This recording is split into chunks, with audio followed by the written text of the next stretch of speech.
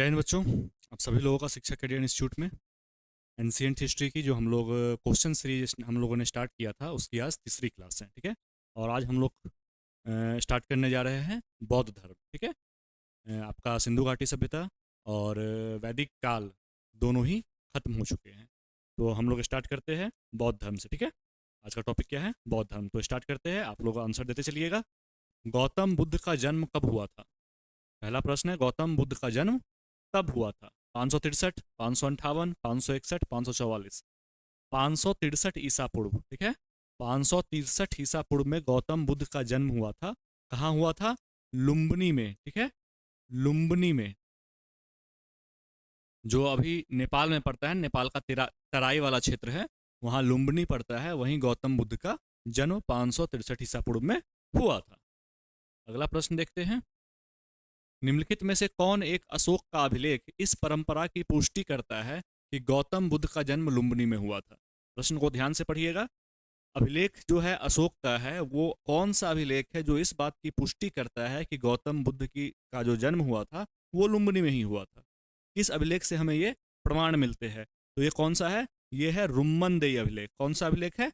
ये है रुम्मनदेई अभिलेख। ठीक है। इसका आंसर क्या हो जाएगा? डी। रुम्मनदेई अभिलेख किसका है? तो अशोक का है। ठीक है। किसका है? अशोक का है। तो अशोक का जो रुम्मनदेई अभिलेख है उससे हमें इस बात की जानकारी मिलती है कि गौतम बुद्ध का जन्म लुम्बिनी में हुआ था। क्लियर? अगले प्रश्न पे चलते हैं। गौतम बुद्ध ने किस स्थान पर निर्वाण प्राप्त की थी? बताइए। गौतम बुद्ध को निर्वाण की प्राप्ति किस स्थान पे हुई थी? तो कुशीनगर। ठीक है। कुशीनारा या कुशीनगर हमारा सही आंसर हो जाएगा। क्लियर?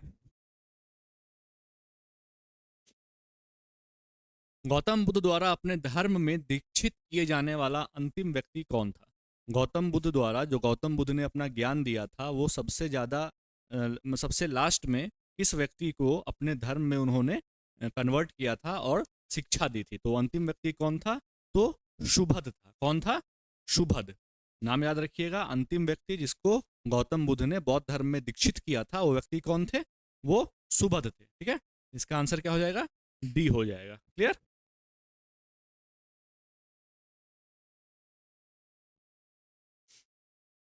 बोध गया में किसे ज्ञान की प्राप्ति हुई थी? बोध गया में किसे ज्ञान की प्राप्ति हुई थी? तो गौतम बुद्ध जी को बोध गया में, ठीक है, निरंजना नदी के तट पर बोध गया में पीपल के वृक्ष के नीचे ज्ञान की प्राप्ति हुई थी। ठीक है। कहाँ हुई थी ज्ञान की प्राप्ति? तो बोध गया में निरंजना नदी के तट पर पीपल वृक्ष के नीचे ज्ञान की प्राप्ति हुई थी। तो नदी का नाम भी याद रखिएगा। ठीक है। निरंजना नदी है, निरंजना नदी है जहाँ इनको ज्ञान की प्राप्ति हुई थी। ठीक है। पीपल वृक्ष के नीचे। ठीक है। और ये क्या कहलाए थे? बुद्ध। ठीक है। क्या कहलाए थे? सिद्धार्थ से बुद्ध बन गए। गौतम बुद्ध बन गए। ठीक है। बचपन का नाम इनके सिद्धार्थ था। बुद्ध ने अपना पहला उपदेश कहाँ दिया? ज्ञान की प्राप्ति के बाद इन्होंने सबसे पहला उपदेश जो दिया वो कहाँ दिया? इन्होंने सबसे पहला उपदेश इन्होंने दिया सारनाथ में। कहाँ दिया? जिसको धर्म चक्र परिवर्तन कहा जाता है। क्या कहा जाता है? पहले उपदेश को धर्म चक्र परावर्तन कहा जाता है। ठीक है। परावर्तन कहा जाता है। धर्म चक्र परावर्तन कहा जाता है किसको? तो गौतम बुद्ध द्वारा दिए जाने वाले पहले उपदेश को। कहाँ दिया था इन्होंने? तो सारनाथ में दिया था। तो हमारा करेक्ट आंसर क्या हो जाएगा? बी हो जाएगा। क्लियर? बुद्ध ने सर्वाधिक उपदेश कहाँ दिए थे? एक और प्रश्न बन के आता है। पहला उपदेश तो सारनाथ में दिया, लेकिन सबसे अधिक बार उपदेश इन्होंने कहाँ दिया? बताइए। वैशाली, कौशाम्बी, राजगीर, श्रावस्ती। श्रावस्ती बिल्कुल सही। श्रावस्ती इसका सही आंसर होगा। ठीक है। श्रावस्ती में इन्होंने सर्वाधिक उपदेश दिए थे। सर्वाधिक टाइम जो इन्होंने उपदेश दिए हैं वो कहाँ दिए हैं? श्रावस्ती में दिए हैं। बुद्ध की मृत्यु के पश्चात प्रथम बौद्ध संगति की अध्यक्षता कहाँ हुई थी? ठीक है। अध्यक्षता की गई थी, मतलब अध्यक्ष कौन थे? तो बौद्ध धर्म में जो है चार बौद्ध संगति हुई है। याद रखिएगा, चार बौद्ध संगति हुई है। ठीक है। टोटल चार हुई है। जो पहली जो हुई है वो अजात शत्रु के द्वारा हुई है। ठीक है। राजगीर में। कहाँ हुई है? जगह का नाम याद रखिएगा। पहली जो हुई है पहली जो हुई है, पहली की बात हमारे प्रश्न में की जा रही है, तो राजगीर में राजा कौन था? तो अजात शत्रु था। इसके बारे में हम लोग फर्दर आगे वाले चैप्टर्स में पढ़ेंगे। और जो इसमें प्रश्न पूछा क्या जा रहा है, तो अध्यक्ष कौन था? तो अध्यक्ष महाकश्यप था। कौन था? महाकश्यप था। तो याद रखिएगा, राजा पूछ रहा है या फिर अध्यक्ष पूछ रहा है। तो राजा यदि पूछे तो अजात शत्रु था, और अध्यक्ष कौन थे? तो अध्यक्ष थे हमारे महाकश्यप जी। ठीक है, महाकश्यप जी। ठीक है, आगे वाले प्रश्नों में देखेंगे, दूसरा तीसरा चौथा सभी के बारे में हम लोग डिस्कशन करेंगे। क्लियर? तो प्रथम बौद्ध संस्कृति कहाँ हुई थी? तो राजगीर में हुई थी। अजात शत्रु राजा था और महाकश्यप जी अध्यक्ष थे। प्रथम बौद्ध संस्कृति महासभा कहाँ आयोजित हुई थी? तो अभी हम लोगों ने डिस्कस किया है, कहाँ हुई थी? राजगृह में हुई थी। ठीक है, राजगृह में हुई थी। कनिष्क के शासनकाल में बौद्ध सभा किस नगर में आयोजित हुआ? ठीक है, चौथी बौद्ध संगीति जो हुई थी, ठीक है, फोर्थ वाली जो बौद्ध संगीति हुई थी, वो कहाँ हुई थी? तो वो हुई थी आपके कश्मीर में। कहाँ हुई थी? कश्मीर में। ठीक है, कहाँ हुई थी? कश्मीर में हुई थी। और राजा कौन था? तो राजा था आपका, यहाँ दे दिया गया है, कनिष्क। किसके काल में हुई थी? तो कनिष्क के काल में। ठीक है, और इसके अध्यक्ष कौन थे? अध्यक्ष का नाम बताइए आप लोग जल्दी। इसके अध्यक्ष कौन थे? पहले वाले का अध्यक्ष कौन था? तो महाकश्यप था। इसके अध्यक्ष कौन थे? इसके अध्यक्ष कौन थे? वसुमित्र थे। कौन थे? वसुमित्र। नाम याद रखिएगा, वसुमित्र थे। ठीक है, वसुमित्र अध्यक्ष थे। क्लियर? आगे बढ़ते हैं। बौद्ध संघ में भिक्षुणी के रूप में स्त्रियों के प्रवेश की अनुमति बुद्ध के द्वारा दी गई थी। ठीक है, मतलब बौद्ध धर्म जब स्टार्ट हुआ था उस समय महिलाओं के प्रवेश उसमें नहीं थे। ठीक है, आनंद के द्वारा कहने पर गौतम बुद्ध ने स्त्रियों के प्रवेश की अनुमति दे दी। ठीक है, बौद्ध धर्म में स्टार्टिंग से स्त्रियों का प्रवेश वर्जित था, लेकिन आनंद के द्वारा कहने पर गौतम बुद्ध ने डिसाइड किया कि स्त्रियों को प्रवेश दी जाएगी। और यह अनुमति दी कहाँ गई थी? तो यह अनुमति दी गई थी वैशाली में। कहाँ दी गई थी? वैशाली में दी गई थी। ठीक है, और पहली जो स्त्री थी जिसने बौद्ध धर्म में दीक्षित हुआ था वो कौन थी? बताइए, पहली स्त्री जिसको बौद्ध धर्म में दीक्षित किया गया था वो कौन थी? हम्म, वो थी इनकी माता, मतलब जिसने इसकी वो किया था, पालन पोषण किया था, क्योंकि इनका डेथ तो इनके पैदा होने के बाद तुरंत कुछ दिनों के अंदर ही इनकी माता की देहांत हो जाती है। तो इनकी जो मासी थी गौतमी, उन्होंने इनका पालन पोषण किया था। वही पहली महिला थे जिसने बौद्ध धर्म में दीक्षा लिया था। ठीक है, पहली स्त्री वही थी, और इसका आंसर हमारा क्या हो जाएगा? वैशाली हो जाएगा। ये पूरी कहानी थी। तो ये हमें सिर्फ आंसर टिक लगा के नहीं बढ़ना है, उससे जुड़ी हुई यदि कोई बातें हैं, कोई फैक्ट्स है, तो वो भी हम क्लियर करते हुए चलेंगे। त्रिपिटक किसका धार्मिक पुस्तक है? तो त्रिपिटक बौद्ध धर्म से संबंधित है। त्रिपिटक बौद्ध धर्म से संबंधित है, हमारा आंसर डी हो जाएगा। त्रिपिटक किसका है? 3 ग्रंथ है इसमें। ठीक है, सुत्त पिटक, विनय पिटक और अभिधम्म पिटक। कितने हैं? 3 हैं। ठीक है, त्रिपिटक कितने हैं? मतलब 3 होता है। 3 है, सुत्त पिटक, अभिधम्म पिटक और विनय पिटक। सुत्त पिटक में क्या है? सुत्त पिटक जो है इसमें क्या है? तो सुत्त पिटक में बौद्ध धर्म से जुड़े हुए जो ज्ञान की बातें हैं, जो उपदेश है गौतम बुद्ध के, वो दिए गए हैं। ठीक है, उसके बाद है विनय पिटक। विनय पिटक में क्या है? तो विनय पिटक में बौद्ध संघ से संबंधित नियम है। ठीक है, और तीसरा क्या है? तीसरा है अभिधम्म पिटक।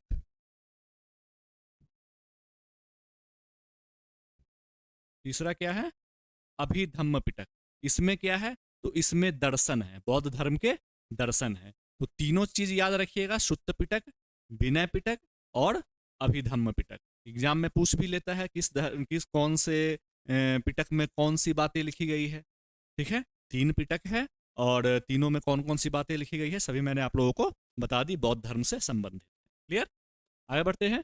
विश्व का सबसे ऊंचा कहा जाने वाला विश्व शांति स्तूप बिहार में कहाँ है? तो सबसे पहले जान लीजिए विश्व शांति स्तूप कहाँ है। तो विश्व शांति स्तूप बिहार में है। ठीक है, कहाँ है? तो बिहार में है। ठीक है, बिहार में कहाँ है? तो बिहार में राजगीर में है। ठीक है, कभी आप राजगीर घूमने जाइए और वहाँ विश्व शांति स्तूप को आप लोग देखिए, ठीक है। कहाँ है? तो राजगीर में है। क्लियर? राजगीर। क्लियर? तो विश्व शांति स्तूप कहाँ है? तो राजगीर में। क्लियर है? आगे बढ़ते हैं, अगले प्रश्न पे चलते हैं। निम्नलिखित में से किसे एशिया के ज्योति पुंज के तौर पर जाना जाता है? ठीक है, एशिया का ज्योति पुंज, एग्जाम में डायरेक्ट पूछेगा, निम्न में से किसे एशिया का ज्योति पुंज कहा जाता है? तो कौन है एशिया के ज्योति पुंज? गौतम बुद्ध है। ठीक है, गौतम बुद्ध हमारा आंसर ये हो जाएगा। एशिया के ज्योति पुंज के नाम से गौतम बुद्ध को जाना जाता है। बौद्ध धर्म के महायान और हीनयान संप्रदायों में सर्वाधिक मौलिक निम्नलिखित में से अंतर क्या था? ठीक है, जो बौद्ध धर्म आगे चल के दो पार्ट में डिवाइड हो जाते हैं, मैं आप लोगों को बता दूं। एक तो है हीनयान, ठीक है, एक क्या है? हीनयान, और एक है महायान। ठीक है, इसके कुछ बेसिक डिफरेंस है। हीनयान का कहना है कि बुद्ध भगवान नहीं थे। महायान बुद्ध को भगवान के रूप में मानता है। हीनयान कहता है कि संघ में स्त्रियों का प्रवेश नहीं होगा। महायान कहता है कि नहीं, प्रवेश होगा। ठीक है, हीनयान कठोर तप और बल पर वो करता है, मतलब विश्वास रखता है कि मतलब आपको मुक्ति पाने के लिए कठोर तपस्या करनी होगी। महायान इन चीज़ों में विश्वास नहीं रखता है। महायान कहता है कि आप गृहस्थ जीवन बिताते हुए भी आप दीक्षा पूर्ण कर सकते हैं और आप मुक्ति पा सकते हैं। तो ये इनमें बेसिक डिफरेंस था और इसी को लेकर कन्फ्लिक्ट इन लोगों में हो गया और ये बौद्ध धर्म दो भाग में आगे चल कर डिवाइड हो जाते हैं, एक हीनयान और एक महायान। तो क्या बेसिक डिफरेंस था? अहिंसा पर बल, जाति रहित समाज, देवी देवताओं की पूजा, स्तूप पूजा। वही क्लियर हुआ क्या था इनका? तो स्तूप पूजा। ये लोग क्या करने लगे? मूर्ति पूजा करने लगे बुद्ध की। ये लोग क्या करने लगे? बुद्ध की मूर्ति पूजा करने लगे। और यहीं पर क्योंकि ये बुद्ध को क्या मान रहा था? एक आम इंसान मान रहा था, ठीक है, आम मनुष्य मान रहा था। और ये क्या कर रहे थे? बुद्ध को भगवान मान रहे थे। क्या मान रहे थे? भगवान मान के पूजा कर रहे थे। तो इस कारण कन्फ्लिक्ट्स हुए और बुद्ध धर्म आगे चल के दो भाग में डिवाइड हो गया। क्लियर? आगे चलते हैं। भारत में पहले जिस मानव प्रतिमा की पूजा की गई, स्वाभाविक सी बात है, गौतम बुद्ध की। गौतम बुद्ध पहली मानव प्रतिमा थी जिसकी पूजा की गई है। ठीक है, आगे चलते हैं। बुद्ध की खड़ी प्रतिमा निम्न में से किस काल में बनाई गई? बुद्ध की खड़ी प्रतिमा निम्न में से किस काल में बनाई गई? तो इसका करेक्ट आंसर क्या हो जाएगा? कुषाण काल। ठीक है, कुषाण काल में बुद्ध की जो प्रतिमा है, खड़ी प्रतिमा जो है वो बनाई गई थी। ठीक है, पहली बार बुद्ध की प्रतिमा ही बनाई गई क्योंकि मानव, हमने पिछला प्रश्न देखा, जिस मानव की सबसे पहली मूर्ति बनाई गई वो कौन थे? गौतम बुद्ध थे। और किस काल में? तो कुषाण काल में। क्लियर? महायान बौद्ध धर्म में बोधिसत्व अवलोकितेश्वर को और किस अन्य नाम से जाना जाता है? महायान बौद्ध धर्म में बोधिसत्व जो है अवलोकितेश्वर, इसको किस नाम से जाना जाता है? वज्रपाणी, मंजूश्री, पद्मपाणी, मैत्रेय। अवलोकितेश्वर को पद्मपाणी के नाम से जाना जाता है। किस नाम से जाना जाता है? अन्य नाम क्या है इनका? पद्मपाणी। ठीक है, आगे बढ़ते हैं। किस शैलकृत गुफा से 11 सिरों के बोधिसत्व का अंकन मिलता है? 11 सिर वाले जो आर्किटेक्ट है वो हमें कहाँ से मिलते हैं? ठीक है, तो कन्हेड़ी से मिलते हैं। याद रखिएगा, कुछ फैक्चुअल क्वेश्चंस है जिन्हें याद रखने हैं अक्षरशः, जैसा दिया गया है वैसा ही रट लीजिए। ठीक है, क्योंकि वनडे एग्जाम है और फैक्चुअल क्वेश्चन तो आते ही आते हैं। तो इनको जैसा दिया गया है, कुछ क्वेश्चंस को आपको बिना सिर पैर सोचे इधर उधर डुलाए हिलाए आपको सीधा वैसे जैसा का दिया है वैसा का वैसा आप उसको फैक्चुअल डाटा को माइंड में सेट कर लीजिए तो बेहतर रहेगा। शून्यता के सिद्धांत का सर्वप्रथम प्रतिपादन करने वाले कौन थे? शून्यता, बताइए, शून्यता का प्रतिपादन करने वाले जो शून्यवाद है ये किनकी आइडियोलॉजी है? शून्यवाद किनकी आइडियोलॉजी है? जल्दी बताइए।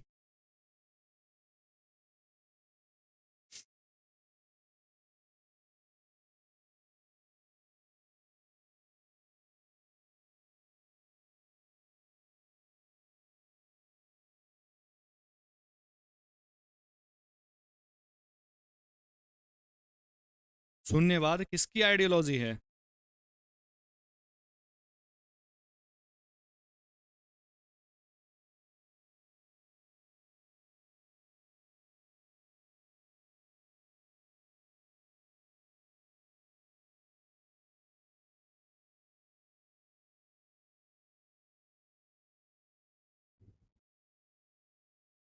नागार्जुन की, ठीक है, किसकी है, नागार्जुन की।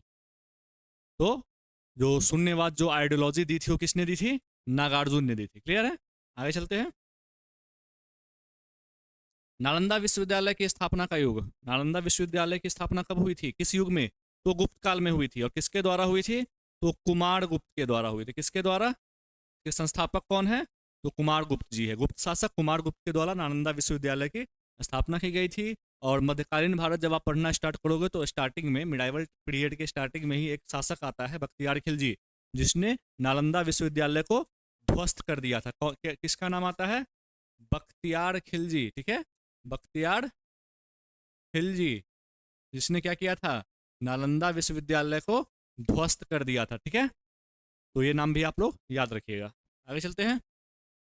नालंदा विश्वविद्यालय किस लिए विश्व प्रसिद्ध है, नालंदा विश्वविद्यालय किस लिए विश्व प्रसिद्ध है, बौद्ध धर्म दर्शन के लिए। ठीक है, वेनशांग, फाहियान, इत्सिंग सभी लोग क्यों आए थे भारत, तो बौद्ध धर्म दर्शन के लिए ही आए थे, बौद्ध धर्म के बारे में जानने के लिए, शिक्षा ग्रहण करने के लिए। उस समय, उस समकालीन विश्व में उस समय ऐसा विश्वविद्यालय कहीं नहीं था। ठीक है, उसमें भी हॉस्टल फैसिलिटी, आपको रहने की व्यवस्था।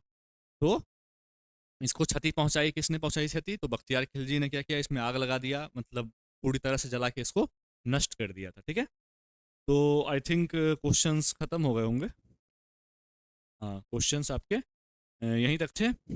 बौद्ध धर्म से जितने भी इंपॉर्टेंट क्वेश्चन है, क्योंकि आप बुक्स में देखते होंगे बहुत सारे क्वेश्चन रिपीटेड रहते हैं, आप सोच रहे होंगे कि 60-70 क्वेश्चन क्यों नहीं है। तो एक ही चीज़, जैसे कि एक ही तरह के क्वेश्चन मैं आपको 10 तरह से घुमा फिरा के दूं, तो उससे अच्छा है कि एक क्वेश्चन करवाऊं और उससे रिलेटेड फैक्ट्स बता दूं, तो ज़्यादा बेटर है। तो मैं वही चीज़ें कर रहा हूँ, क्योंकि ज़्यादा अभी 100 क्वेश्चन लेके चला हूँ मैं और सारे क्वेश्चन एक दूसरे तरह के लग रहे हो, तो फिर कोई फ़ायदा है नहीं। तो जितने भी इंपॉर्टेंट क्वेश्चन हो सकते थे मैंने आपको बौद्ध धर्म से करवा दिए हैं। बाकी आप लोग बुक्स पढ़ते रहिए और क्वेश्चंस प्रैक्टिस करते रहिए। इतना यदि आप कर लेते हैं तो आपके क्वेश्चंस सॉल्व हो जाएंगे, क्योंकि किसी भी एग्जाम में 100% मार्क्स पीटी क्वालिफाई करने के लिए नहीं लाने होते हैं। ठीक है, आपका रिजल्ट यदि 100 क्वेश्चन का है तो आपका रिजल्ट 60-65 नंबर पे हो जाता है। तो 60-65% आपको मार्क्स लाने हैं क्वालिफाई करने के लिए पीटी। तो ज़्यादा दिमाग पे लोड नहीं देना है। ठीक है, आराम से पढ़ते रहिए। मिलते हैं फिर कल एक नए लेक्चर।